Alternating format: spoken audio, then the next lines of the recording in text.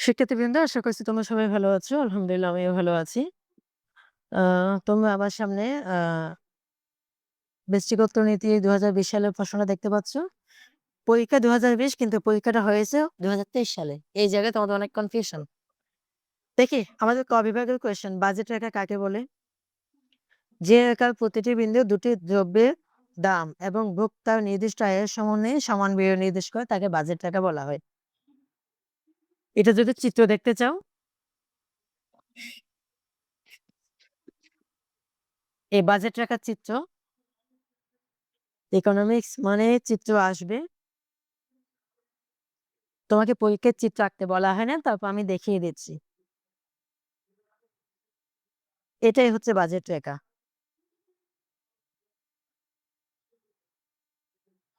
এটা একটা বাজেট রেখা। বাজেট রেখা। তোমাদের সংজ্ঞায় কি বলা হয়েছে? যে রেখার প্রতিটা বিন্দু দুটি পণ্যের দাম এবং ভোক্তার নির্দিষ্ট আয়ের সমন্বয়ে সমান ব্যয় নির্দেশ করে। মানে তোমাকে আমি ২০ টাকা দিলাম। ২০ টাকা দিয়ে বাজারে যেতে বললাম। তুমি যে বাজার করবা, একটা পণ্য কিনবা, এটার নাম হচ্ছে এক্স পণ্য, আরেকটা হচ্ছে ওয়াই পণ্য। তোমার বাজেট দিলাম এম সমান ২০ টাকা। এক্স পণ্যের দাম হচ্ছে ৪ টাকা।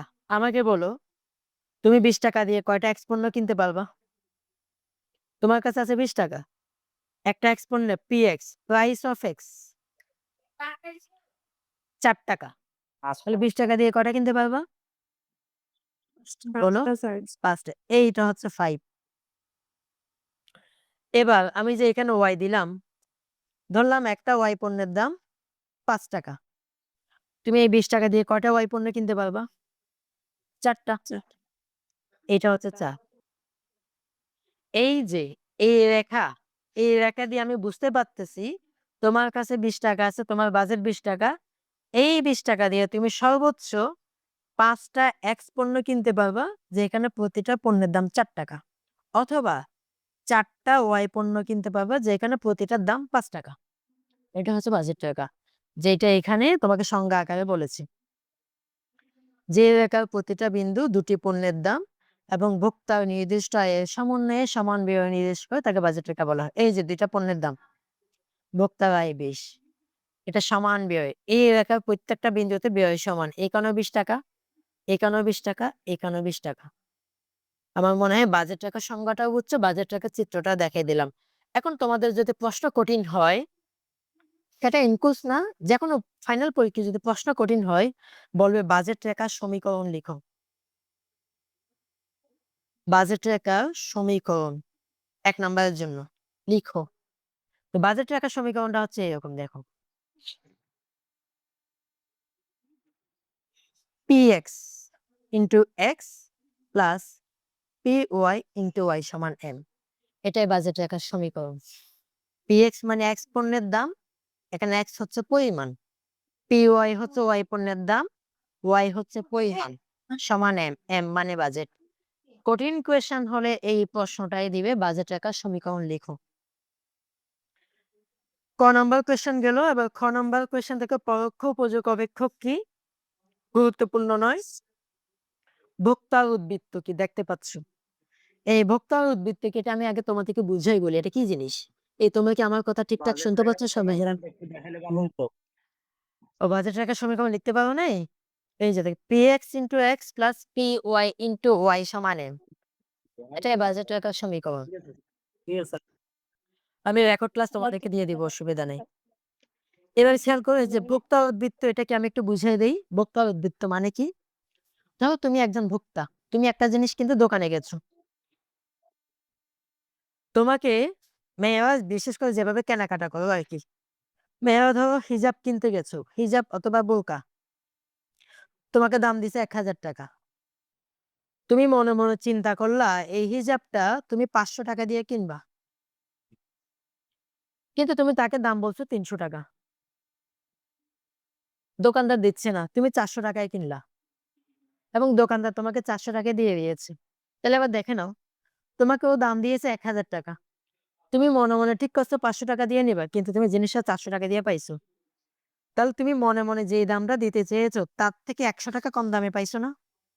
এটাই হচ্ছে ভোক্তা উদ্বৃত্ত। তুমি ভোক্তা, তুমি যেই দামটা দিয়েছ এবং প্রকৃতপক্ষে যেই দাম দিতে চেয়েছিলা, এই দুটার মাঝে যে পার্থক্য সেটাই হচ্ছে ভোক্তা উদ্বৃত্ত।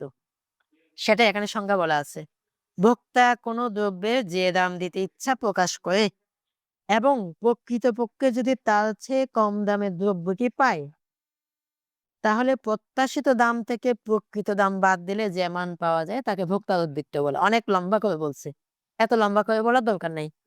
একেবারে সিম্পল ভাষায় বলবো, একজন ভোক্তা কোনো পণ্য যে দাম দিয়ে কিনতে চায় কিন্তু প্রকৃতপক্ষে তার চেয়ে কম দামে কিনলে যেটুকু পরিমাণ দাম কম দেয় সেটাই ভোক্তার উদ্বৃত্ত। কথা শেষ, একদম নিজের ভাষায়। নিরপেক্ষ মানচিত্র কাকে বলে?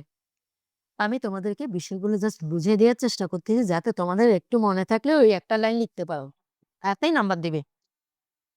নিরপেক্ষ মানচিত্র নাম্বার আরেকটু করে বল না। কোনটা? কাউকে তো আর শুনতে পাই নাই। বা নাম্বার প্রথমটা উদ্যোক্তার উদ্যোক্তা এটা কি ওইটা? ভোক্তা উদ্বৃত্ত মানে বলেছি একজন ভোক্তা। হুম, একটু বললে ভালো হয়। একদম কোনটা? সিম্পল ভাবে যেটা বলছি, মানে হ্যাঁ। লেখার উদ্ভিদটা একজন বক্তা যেই দামে কি জানি আচ্ছা আমি বলি তোমরা মুখস্থ করবা না, তোমরা বোঝার চেষ্টা করবা। এটা তোমাদের জীবনে এই ঘটনা ঘটে।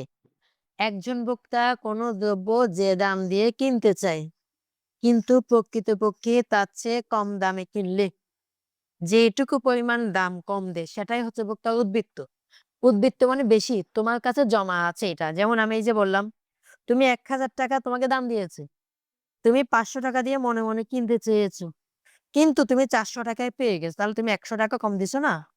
এই ১০০ টাকারই হচ্ছে উদ্বৃত্ত। উদ্বৃত্ত মানে তোমার কাছে এটা বেশি থেকে গেছে। সহজ বাংলা একদম। নিরপেক্ষ মানচিত্র কাকে বলে? তো মানচিত্র শব্দটা তোমাদের পরিচিত। নিরপেক্ষ মানে যে কোনো পক্ষে নাই, এইভাবে বানাই লিখলে হবে না। একাধিক নিরপেক্ষ রেখা যদি একই চিত্রে পাশাপাশি উপস্থাপন করা হয় তখন তাকে নিরপেক্ষ মানচিত্র বলে। এই সংজ্ঞা তোমরা আগামাথা কিছুই বুঝো নাই, কারণ তোমরা এগুলো চিনো না। এখন আমি তোমাদেরকে চিনাই দিচ্ছি, তাহলে তোমাদের মনে থাকবে।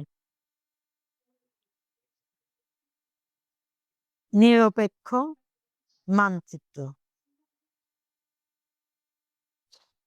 খেয়াল করো, এই যে দেখো আমি যেভাবে আঁকতেছি এভাবেই। এটা হচ্ছে ও এক্স অক্ষ, এটা ওয়াই অক্ষ। এটা হচ্ছে একটা নিরপেক্ষ রেখা, এটার নাম হচ্ছে IC1।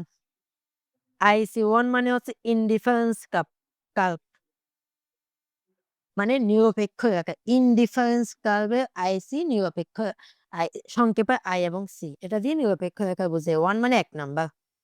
এখন আমি এর সামনে আর একটা নিরপেক্ষ রেখা আঁকলাম, এটাকে বলবো IC2। আমি আরো একটা নিরপেক্ষ রেখা সামনে আঁকলাম, IC3। এই যে পাশাপাশি তিনটা নিরপেক্ষ রেখা আঁকছি, এইটাকেই বলা হয় নিরপেক্ষ মানচিত্র। একসাথে অনেকগুলো। তো সংজ্ঞায় কি বলেছে দেখো, একাধিক নিরপেক্ষ রেখা যদি একই চিত্রে পাশাপাশি উপস্থাপন করা হয় তখন তাকে নিরপেক্ষ মানচিত্র বলে। দেখো তো আমার সংজ্ঞার সাথে চিত্রের মিল আছে কিনা। একাধিক নিরপেক্ষ রেখা একই সাথে উপস্থাপন করা হয়েছে, তাই ইহার নাম নিরপেক্ষ মানচিত্র। একচেটিয়া ক্ষমতা কি? একচেটিয়া কারবারি ভারসাম্য বিন্দু অনুযায়ী এমসি অপেক্ষা যতটুকু দাম আদায় করে তাকে একচেটিয়া ক্ষমতা বলা হয়। এখন এই সংজ্ঞার মাথা মুন্ডু তোমাদের কিছু বোঝার কথা না, কারণ এর সামনে পিছনে অনেক কথা আছে। এটা সহজ কথাটা আমি বুঝাই বলি। শব্দটা হচ্ছে একচেটিয়া ক্ষমতা। একচেটিয়া ক্ষমতা, একচেটিয়া মানে একচেটিয়া ক্ষমতা সব একজনের হাতে, বিষয়টা এরকম। তো এক কথায় সংজ্ঞা হচ্ছে একচেটিয়া কারবারি এমসি এর চেয়ে বেশি। তোমাদের বইয়ে এই সংজ্ঞাটা নাই, এটা আমি লিখে দিচ্ছি। একচেটিয়া কারবারি এমসি এর চেয়ে বেশি দাম ধার্য করলে তাকে একচেটিয়া ক্ষমতা বলে। এবার আমি বুঝিয়ে বলি আমি কি লিখেছি সেটা। একচেটিয়া কারবারি মানে এমন একজন ব্যবসায়ী শুধুমাত্র ওই ব্যবসা তার নিকট আছে, কারো কাছে নেই। যেমন চট্টগ্রামের চকবাজারে যদি শুধুমাত্র একটাই চায়ের দোকান থাকে, একটা মাত্র চায়ের দোকান, তাহলে দেখবা যে ওই চায়ের দাম ৫০ টাকা রাখলেও মানুষকে কিনতে হচ্ছে। কারণ সে ছাড়া চা আর কেউ বিক্রি করে না। এটা হলো একচেটিয়া বাজার, একচেটিয়া কারবার। এখন সে একাই চায়ের দোকান আছে। অন্য কারো কোনো চায়ের দোকান নাই বিধায় সাধারণ মানুষ তার থেকে চা খেতে বাধ্য হয়। তাই সে প্রতি কাপ চায়ের দাম রাখতেছে ৫০ টাকা। কিন্তু তার প্রতি কাপ চায়ের জন্য খরচ হচ্ছে মাত্র ১০ টাকা। তাহলে সে কয় টাকা বেশি রাখতেছে? ৪০ টাকা। এটাই হচ্ছে একচেটিয়া ক্ষমতা। এই এই যে হ্যাঁ? এমসি। মানে এমসি মানে হচ্ছে মার্জিনাল কস্ট। Marginal cost. খরচ হয়েছে এই ১০ টাকাটাই হচ্ছে এমসি। তার চা'র জন্য খরচ হয়েছে ১০ টাকা, মার্জিনাল কস্ট ১০ টাকা। কিন্তু সে টাকা রাখতেছে ৫০ টাকা। তাহলে সে কয় টাকা বেশি রাখতেছে? ৪০ টাকা। এটাই একচেটিয়া ক্ষমতা। এইজন্য বলা হচ্ছে একচেটিয়া কারবারি এমসি এর চেয়ে বেশি দাম ধার্য করলে তাকে একচেটিয়া ক্ষমতা বলা হয়। আমার মনে হয় আমি তোমাদের মতো করেই বুঝানোর চেষ্টা করেছি। দুর্বল স্বতঃসিদ্ধ কি?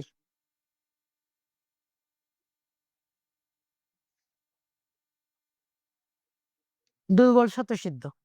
সহজ বিষয়। ইকোনমিক্স আসলেই সহজ। কিন্তু বিভিন্ন কারণে তোমাদের কাছে কঠিন হয়ে যায়।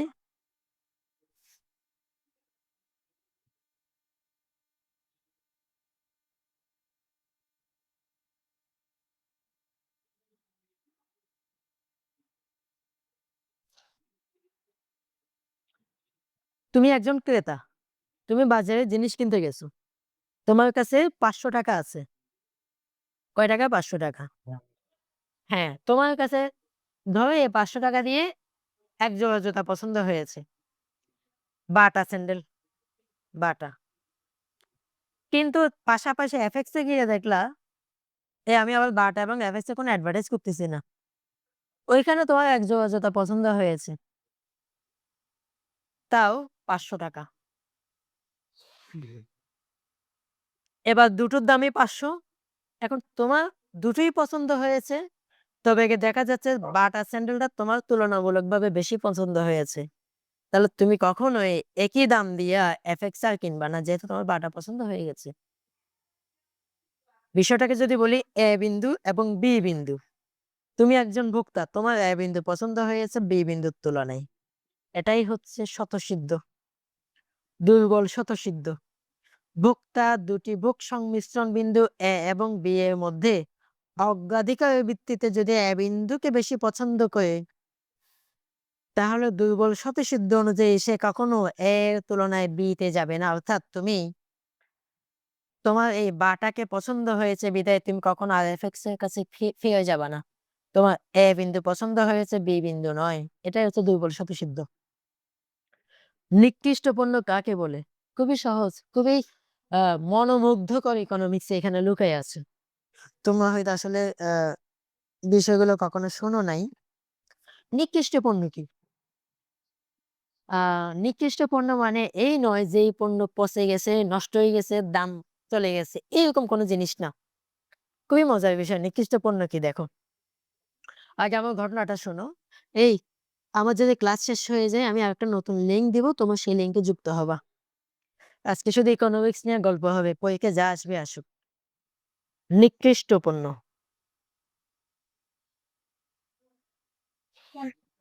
আমাদের করে দিবেন? হ্যাঁ? তোমরা আজকে ক্লাসে যুক্ত হয়েছে এটাই তোমরা পাস। এই যে তোমাদের যে গ্রুপটা আছে ওইখানে তোমরা 400 জন আছো।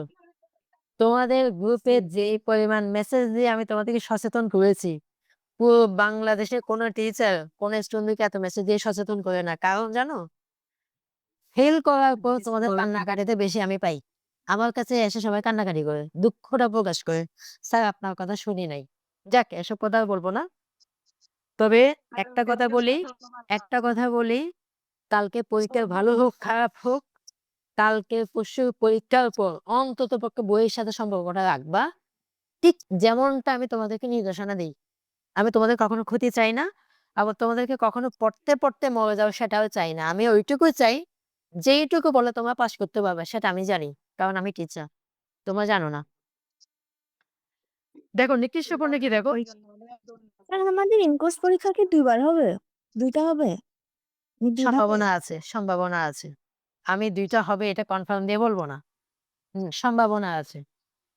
দেখো স্যার খেয়াল করলে সেটা হয়। হ্যাঁ, বলো। ২ টা না নিয়ে একটা নিলে তো হয়। ২ টা নেওয়ার কি প্রয়োজন? আচ্ছা দেখো এই কথা আমি বলতে পারব না। এটা জাতীয় বিশ্ববিদ্যালয়ে কেউ বললেই হোক। আচ্ছা নিকৃষ্ট পণ্যকে আমি একটু দেখি। ধরো তোমার ইনকাম মাসে ৳৫,০০০ ৳৫,০০০ দিয়ে তোমার চলতে খুব কষ্ট হয়। তুমি একটা ছোট কোম্পানিতে চাকরি করো। তুমি সকালবেলা চকবাজার দিয়ে যাওয়ার সময় টঙের দোকানে একটা চা প্লাস একটা বন দিয়া ৳১০ য় তোমার ব্রেকফাস্ট কমপ্লিট করে ফেলো। কয় টাকায়? তোমাদের জীবনে এই ছেলেরা তোমাদের জীবনে এরকম ঘটনা ঘটছে না? পকেটে যে তোমাদের যখন ইনকাম কম টাকা থাকে না, তোমরা টঙের দোকানে খাইছো না বসে? বা এখনো খাও না? খাও। এই দেখো, এই তুমি যেই মাসে ৳৫,০০০ টিউশন করে ইনকাম করতা, হঠাৎ করে তোমার ইনকাম বেড়ে ৳৫০,০০০ হয়ে গেছে। কয় টাকা? আমাকে এবার তুমি বলো, তুমি কি এখন আর টঙের দোকানে সকালবেলা নিয়মিত চা খাবা? নাকি সাদিয়াস কিচেন বা জামান হোটেল না এই কুটুম বাড়িতে ঢুকে সকালবেলা ৳১৫০ র নাস্তা করবা? কোনটা করবা? ৳১৫০ কেন? তোমার পকেট এখন গরম। এখন এই অবস্থায় তোমার যদি বলা হয়, "চল টঙের দোকানে চা খাই।" তুমি বলবা যে, "ছি! টঙের দোকান আবার মানুষ চা খায়? এগুলা কেমনে খায়?" তাহলে দেখো, কিছুদিন আগেই তুমি টঙের দোকানে চা খেয়ে নিজের ব্রেকফাস্ট নিবারণ করছো। এই টঙের দোকানে চা খেয়ে নিজেকে অমৃত খেয়েছো বলে মনে হয়েছে। আজকে তোমার পকেটে টাকা হয়েছে বিধায় টঙের দোকানের চা তোমার কাছে নিকৃষ্ট হয়ে গেল? এটাই হচ্ছে ইকোনমিক্স এর ভাষায় নিকৃষ্ট পণ্য। মানুষের আয় যখন বেড়ে যায়, আগে যেই পণ্যগুলা খেত, সেগুলা তার কাছে আর পছন্দ হয় না। এই ধরনের পণ্যগুলাকে নিকৃষ্ট পণ্য বলা হয়। তাহলে সংজ্ঞাটা এরকম, আয় বেড়ে যাওয়ার ফলে যে সকল পণ্যের চাহিদা কমে যায় তাদেরকে নিকৃষ্ট পণ্য বলে।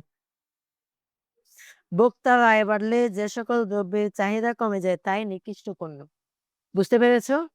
তোমার ইনকাম যদি এখন বেড়ে যায়, তুমি আর ফার্মের মুরগি খাবা না, দেশি মুরগি খাবা।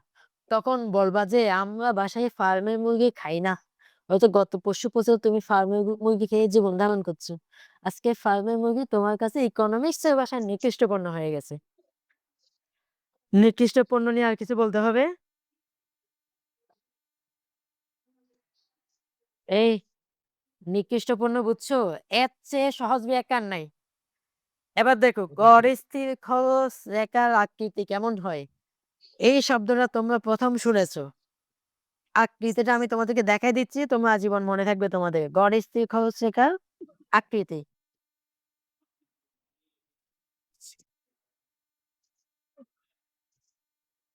খেয়াল করো, গড় স্থির খরচ রেখাকে বলা হয় এএফসি রেখা।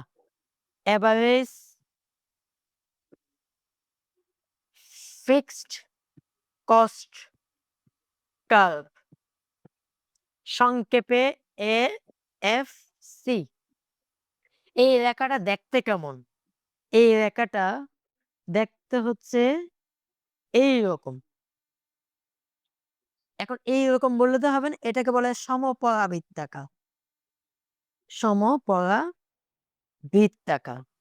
তাহলে এফসি রেখার আকৃতি সমপরাবৃত্তাকার। চেহারা দেখাই দিলাম, উত্তর এখানে বলে দিয়েছে। সমচ্ছেদ বিন্দু কাকে বলে? যে বিন্দুতে মোট আয় এবং মোট ব্যয় পরস্পর সমান তাকে সমচ্ছেদ বিন্দু বা ব্রেক ইভেন পয়েন্ট বলা হয়। সোজা কথা মোটায়। টিআর মানে টোটাল রেভিনিউ মোটায়। এখানে আয় ব্যয় পরস্পর সমান হয়, তাকে ব্রেক ইভেন পয়েন্ট বলা হয়। তো আয় ব্যয় পরস্পর সমান এই চিত্রটা আমি একটু তোমাদেরকে দেখিয়ে দিলাম, এই যে এইভাবে।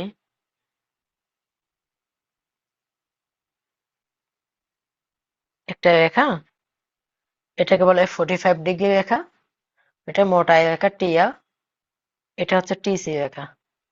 এইখানে এরা পরস্পরকে ছেদ করেছে, এইখানে টিআর সমান টিসি, আর এইটাকে বলা হয় break even point. Even point বা সমচ্ছেদ বিন্দু, বাংলায় বলে সমচ্ছেদ, যে কোনো একটা নাম দিতে পারে, বিন্দু, অথবা শূন্য সঞ্চয় বিন্দু। শূন্য সঞ্চয় কেন বলছে? তুমি 100 টাকা ইনকাম করছো, 100 টাকা খরচ করে ফেলেছো, তোমার কোনো সঞ্চয় হয় নাই, সঞ্চয় জিরো, এই জন্য এটার নাম শূন্য সঞ্চয় বিন্দু, অথবা ব্রেক ইভেন পয়েন্ট, অথবা সমচ্ছেদ বিন্দু, যে কোনো একটা বলতে পারে। এরপর আমি স্কিপ করে সোজা ব্লিজ বিন্দু কি চলে আসছি। এমআরপি কাকে বলে এগুলো তোমার সরাসরি মুখস্থ করে ফেলবা। ব্লিজ বিন্দু কি? যে বিন্দুতে সামাজিক কল্যাণ রেখা এবং সামাজিক উপযোগ সম্ভাবনা রেখা স্পর্শ করে তাকেই ব্লিজ পয়েন্ট বলা হয়। তাহলে কয়টা রেখা? একটা হচ্ছে সামাজিক কল্যাণ রেখা, আর একটা হচ্ছে সামাজিক উপযোগ সম্ভাবনা রেখা। যদি পরস্পরকে টাচ করে, ওই যেইখানে টাচ করে সেটাই হচ্ছে ব্লিজ পয়েন্ট। আমরা চিত্র সহ কথা বলবো, মুখে আর কোনো কথা বলবো না। চিত্র একটু দেখে নেই আসলেই সংজ্ঞায় যা আছে সেটার সাথে বাস্তবতার মিল আছে কিনা। আমার ক্লাস কি রেকর্ড হচ্ছে? স্যার হচ্ছে। এই তোমরা কি ক্লাসে সবাই যুক্ত হয়েছে? আমি কি তোমাদের গ্রুপে লিংক দিয়েছি যথাযথভাবে? আচ্ছা, ওকে। আসসালামু আলাইকুম স্যার। ওয়ালাইকুম আসসালাম। স্যার ক্লাসগুলো যদি এখন রেকর্ড দেয় সবচেয়ে ভালো হবে, কারণ আমি কলেজের পাশে আসার জন্য সারাক্ষণ গাড়িতে ছিলাম, তো এখন মাত্র জয়েন করছি। আচ্ছা, আমি রেকর্ড দিয়ে দিব, আমার সকল ক্লাস রেকর্ড দেয়া থাকে, তোমরা টেনশন করো না। আমরা একটু ব্লিজ পয়েন্টের চেহারাটা একটু দেখি তাহলে। ব্লিজ পয়েন্টটা দেখতে কিরকম? এই দেখো, খুবই আজগুবি টাইপের একটা রেখা। এই রেখাটাকে বলা হয় উপযোগ সম্ভাবনা রেখা। তোমরা একটু মিউট করে ফেলো, আমার কথা শোনা গেলেই হবে শুধু। উপযোগ সম্ভাবনা রেখা, এই রেখাটার নাম। এবার খেয়াল করো, এটা একটা রেখা,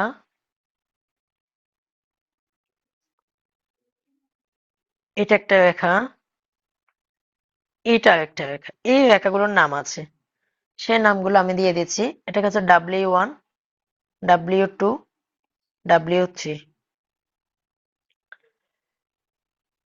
এই রেখাগুলোকে বলা হয় সমাজ কল্যাণ রেখা। কি রেখা? সমাজ কল্যাণ রেখা। তার মানে আমরা এখানে দুই ধরনের রেখা পেয়েছি, একটা হচ্ছে সমাজ কল্যাণ রেখা। কয়টা সমাজ কল্যাণ রেখা আছে? 3টা।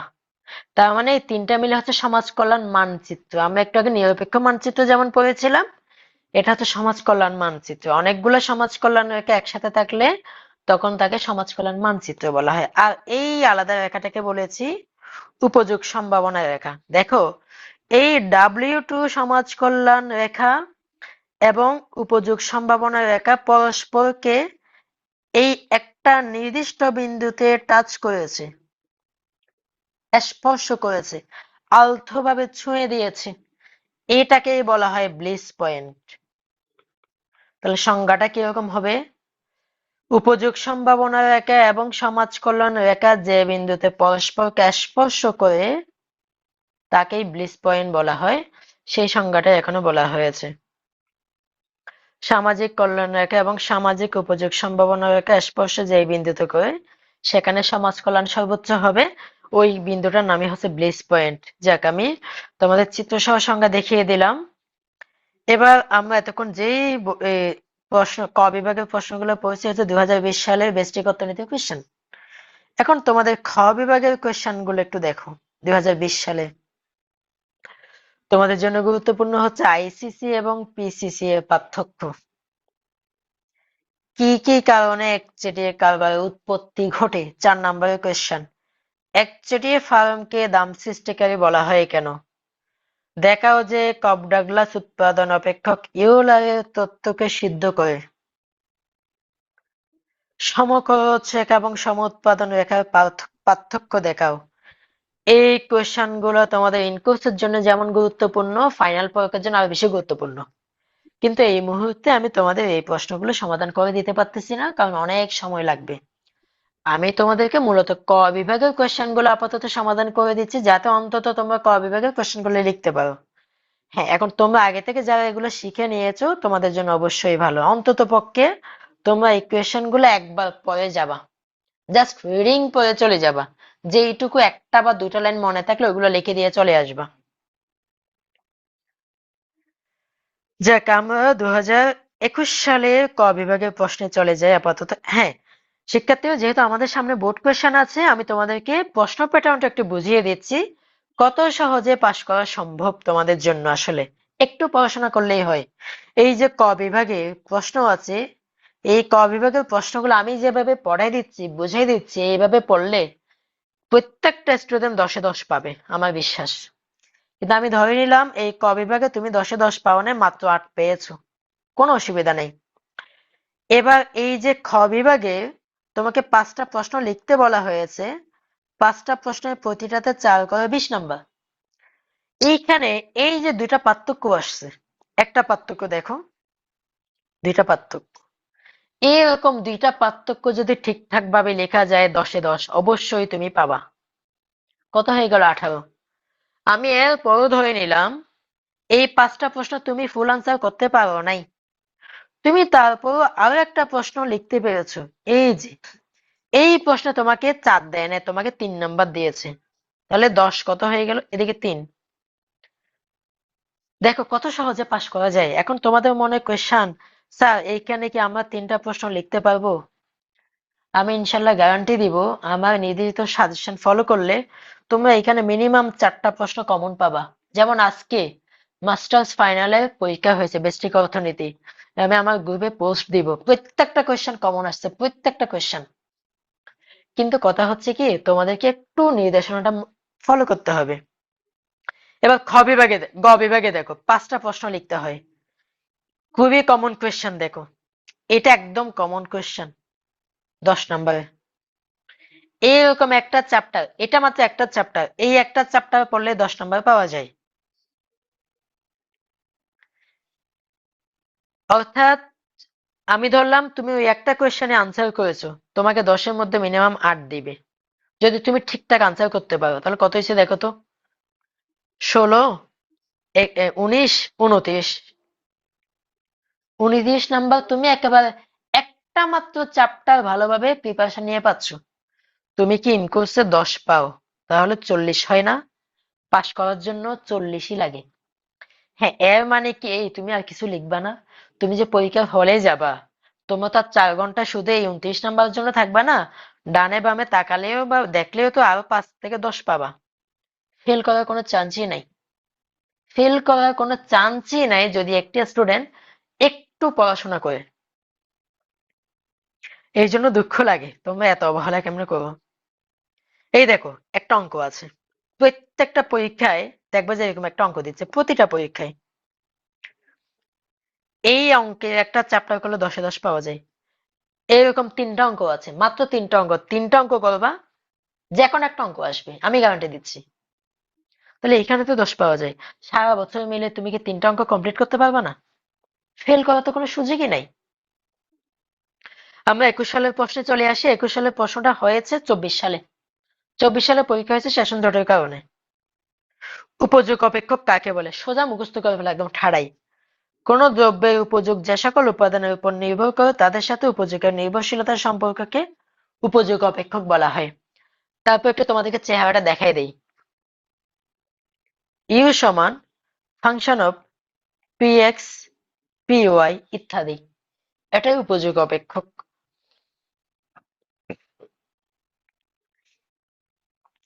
এবার আমি একটু আমার ভাষায় তোমাদেরকে ব্যাখ্যা দিচ্ছি উপযোগ অপেক্ষক কাকে বলে।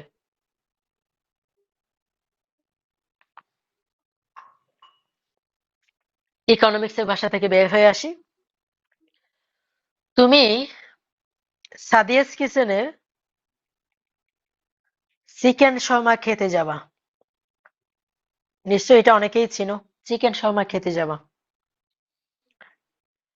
তুমি সাদিয়াস কিচেনের চিকেন শর্মা তখনই খেতে যাবা, খেতে গিয়ে দেখতে পাচ্ছ চিকেন শর্মার দাম 130 টাকা।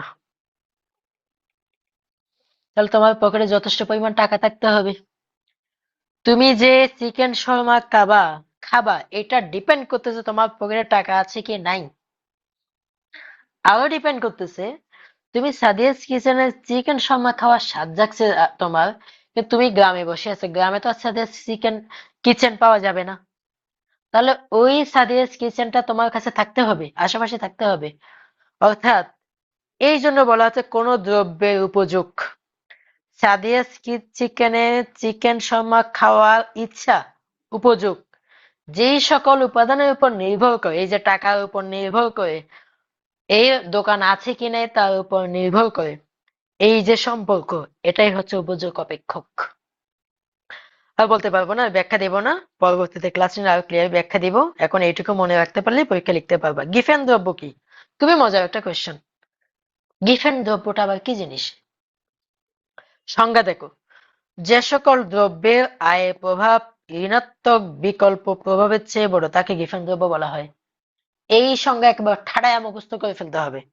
এই কারণে তুমি এখন আগামাথা কিছু বুঝবা না, এটা বুঝতে গেলে আমাকে একটা লম্বা ক্লাস নিতে হবে। তবে বুঝার মতো একটা ঘটনা আমি বলতে পারি কিভাবে গিফেন দ্রব্য শব্দটা বুঝবা। এবার তোমরা আমার সাথে কিছু কথা বলো, আমার সাথে সাথে। তোমরা কি এমন কোন জিনিস দেখছো যে এই জিনিসের দাম বাড়লে মানুষ বেশি কিনে? বলো তো, এমন কোন জিনিস আসে যেটার দাম বাড়লে বেশি কিনতেছে? বর্তমানে তেল, স্যার, তেল। হুম, পেঁয়াজ। Very good. তোমরা কে বলে তোমরা ইকোনমিক্স বুঝো না? ইকোনমিক্স এমন একটা বিষয় যেটা প্রতি পদে পদে প্রত্যেকটা মানুষ জানে, কিন্তু বইয়ের সাথে মিলাইতে পারে না। এখন আমি বলে তোমরা বুঝবা। তোমরা অলরেডি বলে দিয়েছো স্যার, পেঁয়াজ, তেল, যেগুলো এখন দাম বাড়তেছে মানুষ আরো বেশি কিনতেছে। কিন্তু ঘটনা যদি এমন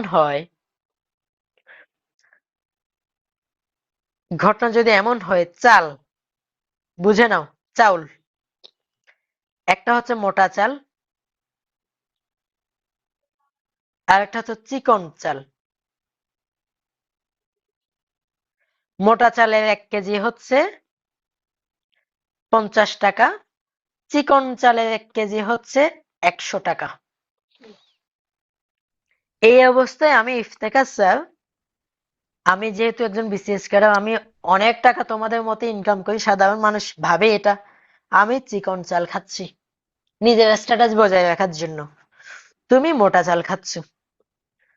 তুমি আমার বাসায় বেড়াতে আসছো, আমি বললাম যে ছি না, আমি তোমার বাসায় বেড়াতে গেলাম, তুমি আমাকে মোটা চাল দিয়ে ভাত দিয়েছো, আমি নাক ছিটকায় বললাম, ও মোটা চাল, আমি তো এগুলো খাই না। এর মানে কি, এই চাল আমার কাছে নিকৃষ্ট পণ্য। একটু আগে আমরা নিকৃষ্ট পণ্যের সংজ্ঞা দিয়েছি, অথচ 2 দিন আগেও যখন আমি তোমাদের মধ্যে বেকাচ্ছিলাম মোটা চাল পেট ভরে খাইছি। আজকে আমার মোটা চাল ভাল লাগতেছে না, কারণ আমি এখন টাকা একটু বেশি ইনকাম করি বিদায় 100 টাকা দামে চিকন চাল খাচ্ছে, আর মোটা চালকে আমি ভুলে গিয়া তোমাকে ছোট করতেছি। ঘটনা এখানে শেষ হয় নাই, এই যে যুদ্ধ লাগছে, যুদ্ধের কুফলের কারণে চিকন চালের কেজি হয়ে গেছে 300 টাকা, মোটা চালের কেজি হয়ে গেছে 70 টাকা।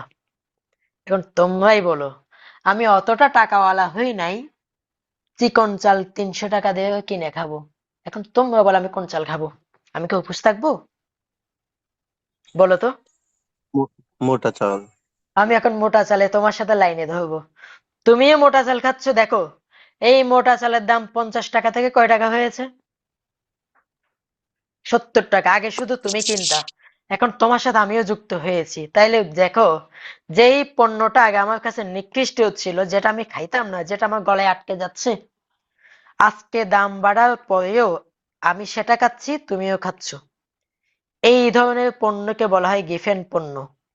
যে সকল নিকৃষ্ট পণ্যের দাম বাড়া সত্ত্বেও ভোগের পরিমাণ বা চাহিদার পরিমাণ বেড়ে যায়, তাদেরকে ইকোনমিক্সে গিফেন পণ্য বলা হয়। আমি আবার বলছি, যেই সকল নিকৃষ্ট পণ্যের দাম বৃদ্ধি পাওয়া সত্ত্বেও চাহিদা বেড়ে যায়, তাদেরকে গিফেন পণ্য বলা হয়।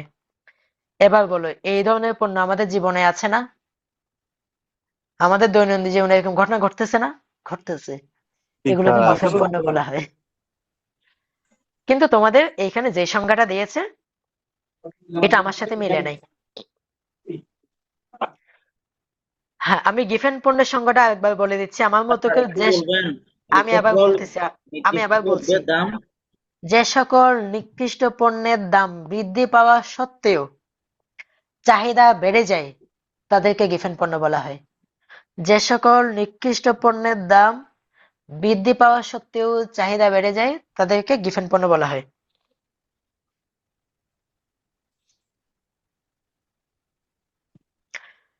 আমি যে সংজ্ঞাটা দিয়েছি এটাও সঠিক, তোমাদের এইখানে যে সংজ্ঞা আছে এটাও সঠিক। এবার তোমার যেটা ইচ্ছে সেটা লিখতে পারো। আমরা পরের খ বিভাগের প্রশ্ন যে সবল স্বতঃসিদ্ধ। দেখো প্রশ্নের প্যাটার্ন কত সুন্দর। 2020 সালে আসছে দুর্বল স্বতঃসিদ্ধ, 2021 সালে আসছে সবল স্বতঃসিদ্ধ। এর মানে এই প্রশ্ন কোনটা আসবে সেটা আমরা অনুমান করতে পারি, কিন্তু তোমরা শিক্ষার্থীরা পারবা না। এই জন্য তোমাদের আমাদের কথা শুনতে হবে। তোমরা নিজেরাই বুঝতে পারছো এখন 2020 সালে কোনটা আসছে। এই দেখো দুর্বল স্বতঃসিদ্ধ। 2021 সালে আসছে কোনটা? সবল স্বতঃসিদ্ধ।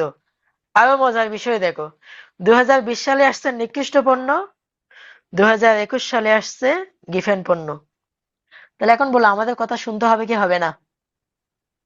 শুনতে হবে। এমআরএস 2021 সালে আসছে এমআরএস, 2020 সালে কি আসছে দেখো, এমআরপি। কোথায় গেল এমআরপি? এই যে দেখো এমআরপি কাকে বলে। প্রশ্নের সাথে লিঙ্ক আপ আছে। এই লিঙ্ক আপ আমি টিচার বুঝবো, তুমি বুঝবা না। এই জন্য তোমাদেরকে আমাদের কথা শুনতে হবে, পড়তে হবে। সবল স্বতঃসিদ্ধ কি আমি বলে দিচ্ছি দেখো। ভোক্তার পছন্দের অবস্থান্তরতা নির্দেশ করে। ধরি মনে করি তিনটি ভোগ সংমিশ্রণ বিন্দু এ বি সি। আমি আমার মতো করে বুঝাই, এটা তোমরা বুঝবা না। আগে আমরা বাটা এবং এফএক্স এর কথা বলেছিলাম, এখন আমি একটু কথা ঘুরেই বলতেছি, বাটা এফএক্স থেকে চলে আসছি। এ বি সি, তিনটা জুতা। তোমার এ পছন্দ, বি এর থেকে এ কে পছন্দ। দেখো এর তুলনায়, অর্থাৎ বি যে জুতো আছে তার চেয়ে এ নাম্বার জুতো তোমার পছন্দ, বি এর তুলনায় এ বড়। আবার খুবই মজার বিষয়, তোমার চোখের সামনে আরেক জোড়া জুতা পড়ছে যেটার নাম সি, এবং তুমি দেখতে পাচ্ছ এই সি আবার বি থেকে ভালো।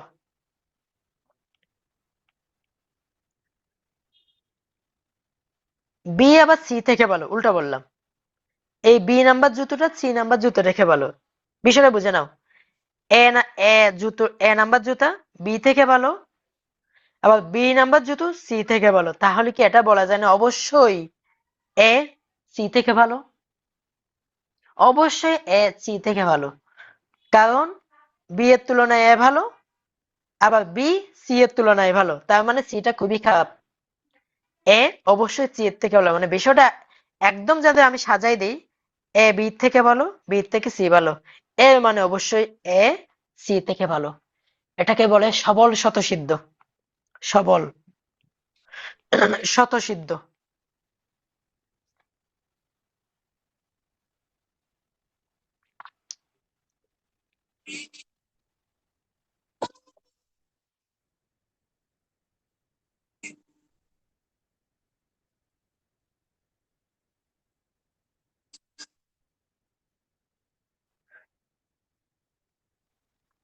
তোমাদের প্রশ্ন, মেসেজ আর এই ক্লাসটা কালকে হলে অনেক ভালো হতো।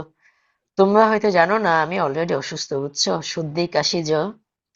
তো শিক্ষার্থীরা আসলে আমি যে তোমাদেরকে অনলাইনে ক্লাস নেই, অনলাইন ক্লাস আসলে যথেষ্ট কষ্টসাধ্য। আমি তো সারাদিন কলেজে থাকি, বিভিন্ন দায়িত্বে থাকি, রাতের বেলা মানে বিভিন্ন প্রোগ্রাম মেনটেন করতে হয়। এরপরেও তোমাদের অবস্থা দেখে এটা অনেকটা নেশা হয়ে গেছে, অনেকটা মায়া জন্মে গেছে, বুঝছো? ক্লাসগুলো রাতের বেলা নেই। চেষ্টা করি যতটুকু সম্ভব ক্লাস নেওয়ার, তোমাদেরকে সময় দেওয়ার। কালকে ইচ্ছা থাকা সত্ত্বেও নিতে পারি নাই, শরীর খারাপ ছিল। ঠিক আছে, আমরা পরবর্তী প্রশ্নে চলে যাই। এমআরএস এর পুনরুক্তি এটা তোমরা পারবা। সম্প্রসারণ বলতে কি বুঝো?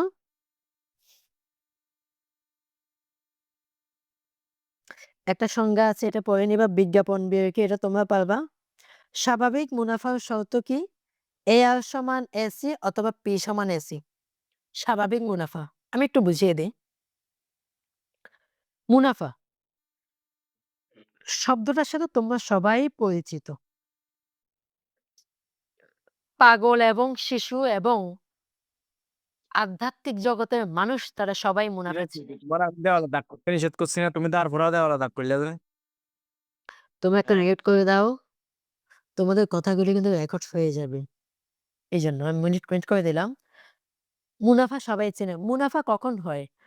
তুমি একটা জিনিস উৎপাদন করলা, সেটার জন্য তোমার খরচ হয়েছে 10 টাকা,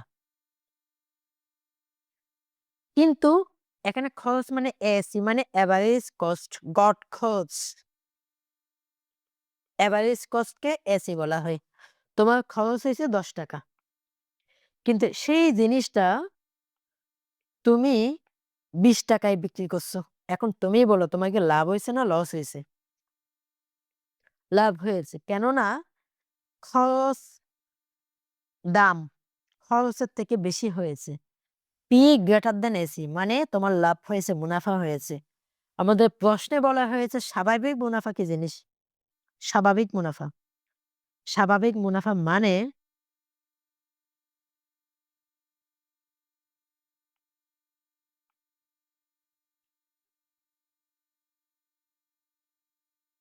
যখন এই দাম পি এবং খরচ পরস্পর সমান। তুমি খরচ করছো 10 টাকা, বিক্রিও করছো 10 টাকা, আয় এবং ব্যয় পরস্পর সমান হলে তখন তাকে স্বাভাবিক মুনাফা বলা হয়। আশা করি স্বাভাবিক মুনাফার বিষয়টা কিছুটা হলে আমি বুঝাতে পেরেছি।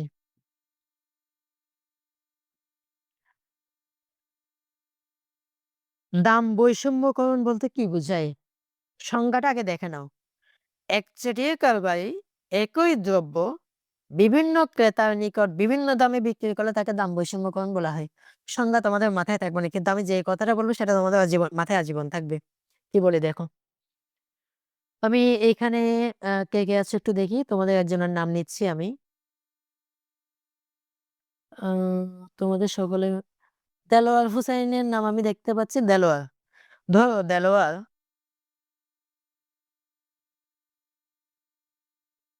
স্যার বলো। স্যার এআর মানে কি অ্যাভারেজ রেভিনিউ?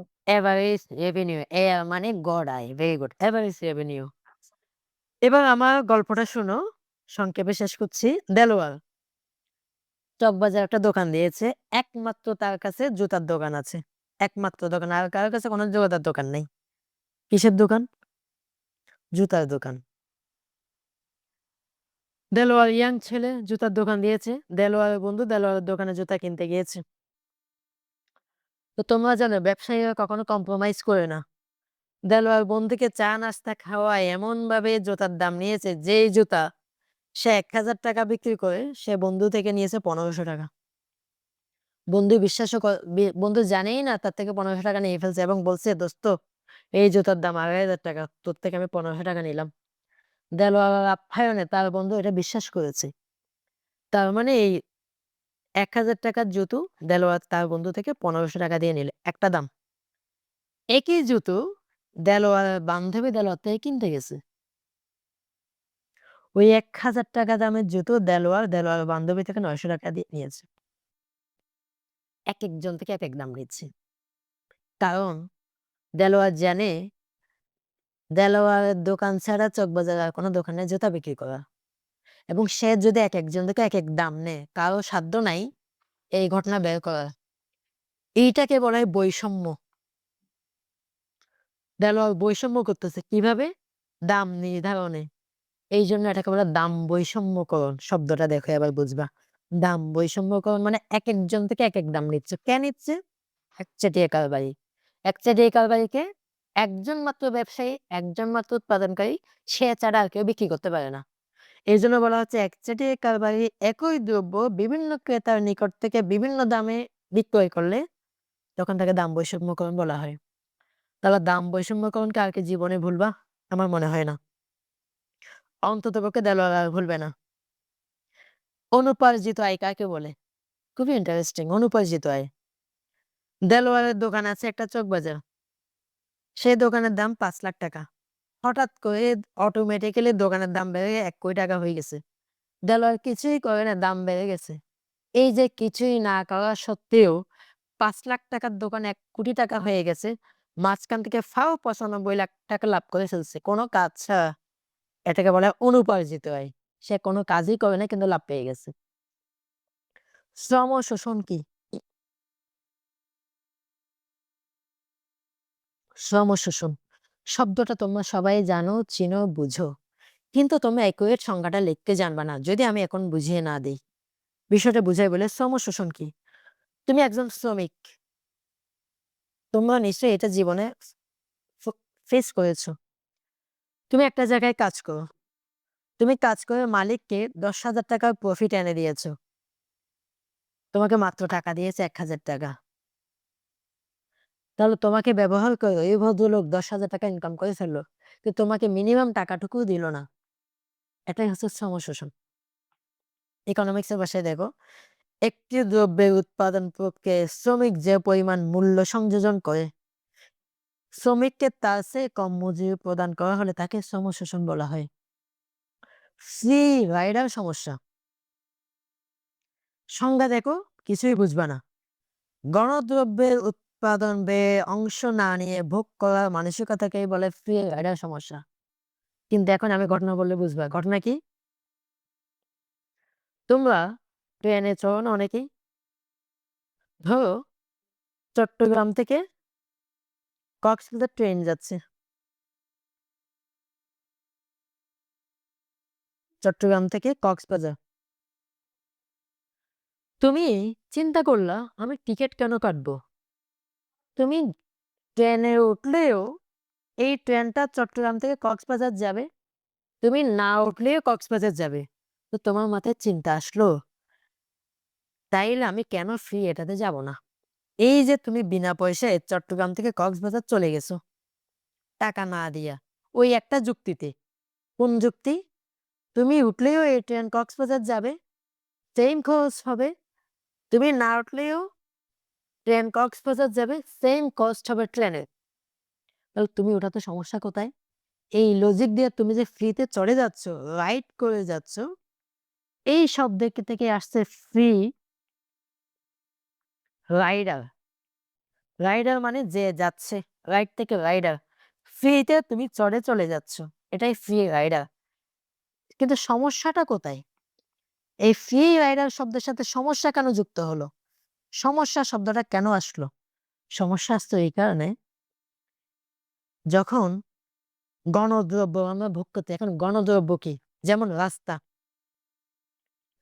তোমরা যখন রাস্তা দিয়ে চলাফেরা করো, এমন কেউ কি আছো রাস্তা দিয়ে যাওয়ার সময় বলো আমি একটু আস্তে আস্তে হেঁটে যাব, যেদিন আবার রাস্তাটা ক্ষয় হয়ে যায়, যেদিন আবার ব্রিজটা ভেঙে যায়, তা আমি ব্রিজের এক পাশ দিয়ে একদম আলতো করে যাব? আমরা এরকম মাথা মোটা টাইপের কাজ তো আজ পর্যন্ত কেউ করে নেই, তাই না? এবং কেউ কি তোমরা একজন আরেকজনকে কখনো বলেছো রাস্তা দিয়ে তুমি যাবা না, আমি যাব? কারণ তুমি অলরেডি রাস্তা দিয়ে বেশি হেঁটে ফেলছো, তোমার হাঁটার অধিকার শেষ। এইরকম কথা আমরা কখনো বলি না। অর্থাৎ এমন কিছু রাষ্ট্রীয় সম্পদ আছে যে এই সম্পদগুলো মানুষ ইচ্ছে মতো ব্যবহার করতে পারে, ভোগ করতে পারে। এগুলোকে বলে গণদ্রব্য, জনগণের দ্রব্য। এগুলো মানুষ ফ্রি অফ কস্ট ইচ্ছে মতো ভোগ করতে পারবে। যেমন রাস্তা, পার্ক, খেলার মাঠ, এগুলোকে গণদ্রব্য বলা হয়। যখন একজন সাধারণ মানুষ এই সকল গণদ্রব্যের উৎপাদন ব্যয়ে অংশ না নিয়ে ভোগ করার অধিকার আছে বলে মনে করে, অর্থাৎ বিনা পয়সায় এই সকল গণদ্রব্য ভোগ করার অধিকার আছে বলে মনে করে, ঠিক ওই রকম চট্টগ্রাম থেকে বিনা পয়সায় কক্সবাজার যাবা, তুমি টাকা দিতে হবে না। এই মানসিকতা থেকে বলা হয় ফ্রি রাইডার সমস্যা। অনেক কথা বলে ফেললাম। আমি মূলত ক খ বিভাগে তোমাদের বেসিক অর্থনীতির প্রশ্নগুলো বললাম। এবার খ বিভাগের জন্য তোমাদের যদি গুরুত্বপূর্ণ প্রশ্ন তোমরা খুঁজতে যাও, কোয়েশ্চেনগুলো একটু দেখো। এই কোয়েশ্চেনটা খুবই গুরুত্বপূর্ণ। দুইটা নিরপেক্ষতা কেন পরস্পরকে ছেদ করে না?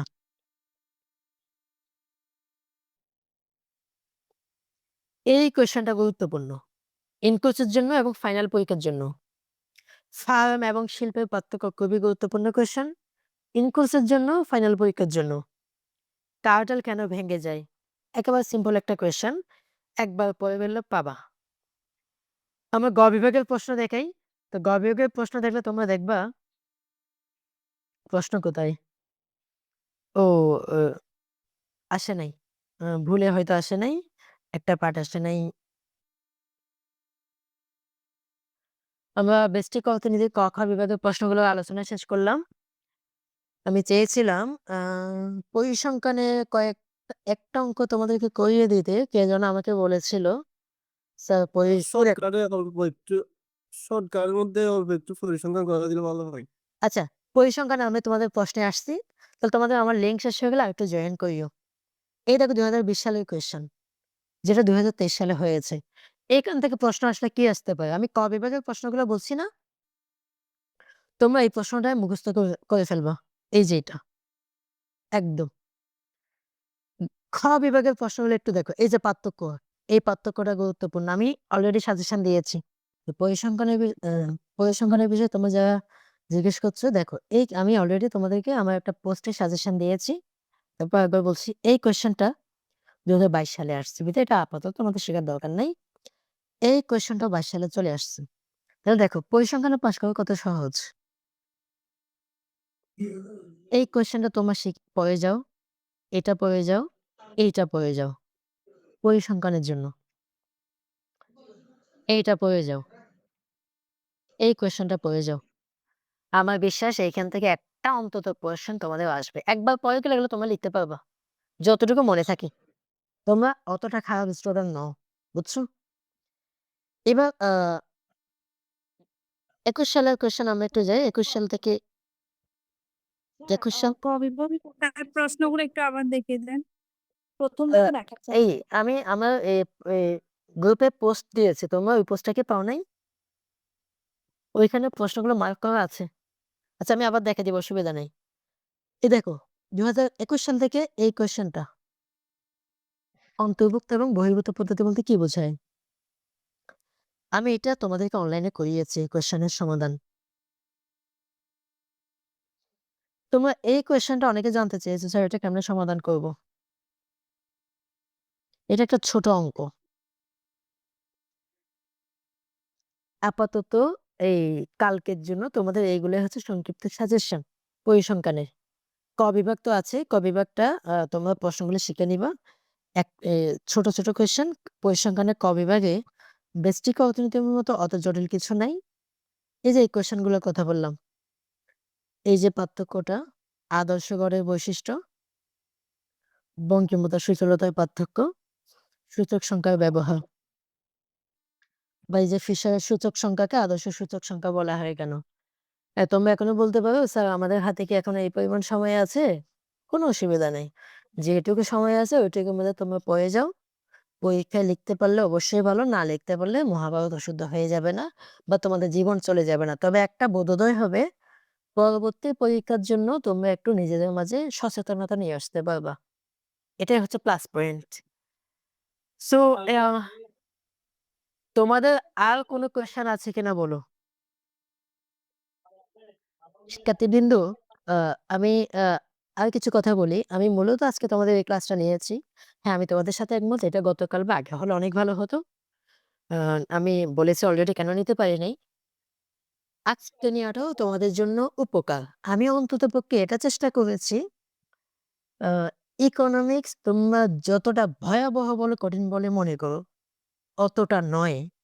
হ্যাঁ, কঠিন ওই কারণে যদি তুমি পরীক্ষার আগের দিন প্রিপারেশন নাও, পরীক্ষার 10 দিন আগে প্রিপারেশন নাও, পরীক্ষার 15 দিন আগে প্রিপারেশন নাও, 20 দিন আগে প্রিপারেশন নাও, ইকোনমিক্স তখন ভয়াবহ কঠিন। প্রথম থেকে যদি একটু একটু পড়াশোনা করো, নির্দিষ্ট সিলেবাস সাজেশন মেনটেন করে, তাহলে ইকোনমিক্সে পাস করা খুবই সহজ। এবং সেটা আমি তোমাদেরকে অলরেডি দেখিয়ে দিয়েছি কিভাবে কত সহজে পাস করা যায়। এভাবে প্রত্যেকটা বিষয়ে পাস করা যায় ইকোনমিক্সে। ইকোনমিক্স তাদের জন্য নয় যারা কোনোভাবে সময় দিতে পারবে না, সময় দিতে ইচ্ছুক না। হ্যাঁ, শুধু ইকোনমিক্স কেন, তাদের জন্য কোনো সাবজেক্টই কাম্য নয়, তারা পারবে না। বিনা পড়াশোনায় পরীক্ষার আগে 2 দিন গাইড উল্টাই, পাস করার দিন শেষ। জাতীয় বিশ্ববিদ্যালয়ের কোয়েশ্চেন প্যাটার্ন থেকে শুরু করে প্রশ্ন প্রণয়ন পদ্ধতি, খাতা মূল্যায়ন সবকিছু চেঞ্জ হয়ে যাচ্ছে। সুতরাং তোমাদের একটু আপডেট করতে হবে, তোমাদের একটু পজিটিভ চিন্তা করতে হবে। সারাদিনের থেকে তোমাদেরকে 30টা মিনিট নিজের জন্য দিতে হবে। তোমাদের অফলাইনে ক্লাস করার সুযোগ নেই, তোমাদের কলেজে ক্লাস করার সুযোগ নেই, কারণ তোমরা প্রাইভেটের শিক্ষার্থী। তোমাদেরকে অনলাইনে যে কোনো টিচারের শরণাপন্ন হতে হবে। XYZ। আমি বলছি না তোমরা আমার অনলাইন ক্লাসে জয়েন হও, কিন্তু তোমার লাভের জন্য অনলাইন হোক অফলাইন হোক তোমাকে তোমার বিষয়গুলো বুঝে নিতে হবে, কারণ তোমার কাছে সার্টিফিকেট দরকার। এই সার্টিফিকেট তোমার ক্যারিয়ার জন্য লাগবে, কিন্তু বিনা পড়াশোনায় সার্টিফিকেট পাওয়া অসম্ভব। সেই জন্য বলি একটু নির্দেশনাগুলো মানবা। আজকে তোমরা ক্লাস করেছো, কালকে অবশ্যই পরীক্ষা দিবা। প্রত্যাশা হলো তোমরা পরীক্ষা ভালো করে দিবা। ভালো হোক খারাপ হোক, পরীক্ষা দেওয়ার পর দ্বিতীয় ইনকোর্সের জন্য প্রস্তুতি প্রথম ইনকোর্স শেষ হওয়ার পরের দিন থেকে নেওয়া শুরু করবা। এটা হচ্ছে আমার পরামর্শ। এবং তোমাদের মূল্যায়ন পরীক্ষা হতে পারে। তোমাদের নিয়ম প্রাইভেটদের মূল্যায়ন পরীক্ষা হয় না, তোমাদের ফাইনাল পরীক্ষা হবে। ফাইনাল পরীক্ষায় যাতে তোমরা অন্তত প্রথমবারেই পাশ করে মাস্টার্স ফাইনালে ওঠার টিকিটটা পেয়ে যাও। একটা বছর যাতে জীবন থেকে লস না হয়, এটা খুবই গুরুত্বপূর্ণ। আর একটা প্যাথেটিক জিনিস, এটা আমি জানি, আমার অভিজ্ঞতা আছে, আমি তোমাদেরকে ভালো করে চিনি। তোমরা নিজেদেরকে নিজেরা যতটা না চিনি, আমি তোমাদেরকে তার চেয়ে বেশি চিনি। যেই শিক্ষার্থীগুলা প্রথমবারে 2-3 সাবজেক্টে ফেল করে, তাদেরকে দ্বিতীয়বার পাশ করা আরো কষ্ট হয়ে যায়। কারণ এমনিতে তোমাদের মন মানসিকতা পড়াশোনার প্রতি কম। দ্বিতীয়বার পরীক্ষা দিতে তোমরা আরো অনাগ্রহ দেখাও। ফলে অনেকেই দ্বিতীয়বারে ফেল করে। তৃতীয়বার পর্যন্ত ফেল করে 3 বছর চলে যায়। 3 বছর অর্থাৎ 3 বার পরীক্ষা দিয়ে পাশ করতে পারো না, এরকম প্রচুর শিক্ষার্থী আছে। ফলে রেজিস্ট্রেশনের মেয়াদ চলে যায়। আবার প্রথম থেকে রেজিস্ট্রেশন করে নতুন করে পরীক্ষা দিতে হয়। জীবন এইখানেই স্থবির হয়ে যায়। তো এই জন্য পরামর্শ, প্রথমবারেই পাশ করে ফেলো। প্রথম থেকে টুকটাক পড়াশোনা শুরু করো, নির্দেশনা ফলো করো, দেখবা যে সহজেই পাশ করে যাচ্ছ। পাশ করা খুবই সহজ যদি নিয়ম ফলো করে পড়াশোনা করো, একটা গাইডলাইনে থেকে পড়াশোনা করো।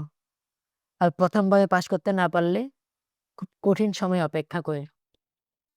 এখন তোমাদের কিছু বলার থাকলে, জানার থাকলে আমাকে বলতে পারো। তোমাদের প্রশ্নের উত্তর দিবে এখন আমি।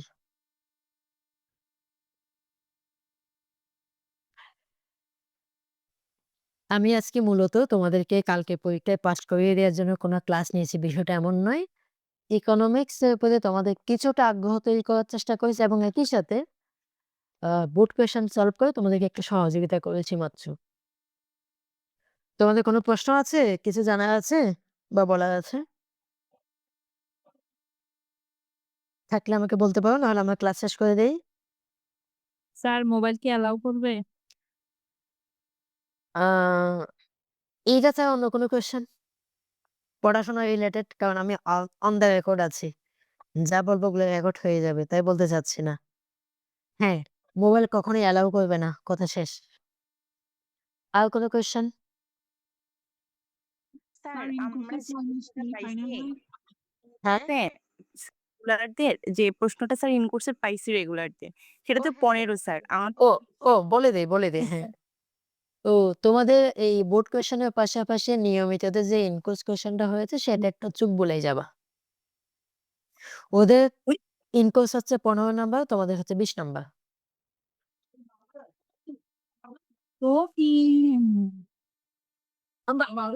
এই আর কি। ঠিক আছে, আমি তোমাদের থেকে ক্লাস থেকে বিদায় নিচ্ছি। সবাই ভালো থেকো, সুস্থ থাকো। তোমাদের সবার জন্য দোয়া রইলো, আমার জন্য দোয়া করবা। আমি প্রত্যাশা করবো তোমরা প্রত্যেকেই ভালোভাবে পরীক্ষা দিবা। আগামীকাল পরশু পরীক্ষা ভালো হোক খারাপ হোক, এরপর থেকে তোমরা যেই পরিমাণ আগ্রহ নিয়ে আজকে পড়তে বসেছো সেই আগ্রহটা তোমরা বজায় রাখবা ফাইনাল পরীক্ষার জন্য। আল্লাহ হাফেজ। সালামু আলাইকুম স্যার। ওয়ালাইকুম আসসালাম।